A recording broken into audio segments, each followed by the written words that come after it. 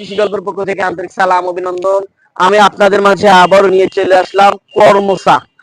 এটা হচ্ছে আমাদের ভাষায় কর্মসা বলে, অন্যান্য জেলায় কি বলে সেটা আমি জানি না। এটা হচ্ছে আপনার বাইরের দেশের কর্মসা, আমাদের সেটা এটা কিন্তু দেশের না, এটা হচ্ছে আপনার বাইরের। এটা হচ্ছে আপনার ব্ল্যাক কর্মচা। এটা হচ্ছে আপনার ব্ল্যাক কর্মচা হয়ে থাকে, ফলটা হয়ে থাকে কালো। আমি আপনাদের হচ্ছে গাছে ফল আছে, আমি আপনাদের দেখা দিয়ে যাচ্ছি। এই যে আমি একটা সিডস, এই যে দেখেন, এটা হচ্ছে আপনার ব্ল্যাক কর্মসা। এই যে দেখেন এর ফলটা দেখতে পাচ্ছেন, এটা আপনার হচ্ছে মিষ্টি হয়ে থাকে। এটা হচ্ছে আপনার মিষ্টি জাতের হচ্ছে ব্ল্যাক কর্মচা।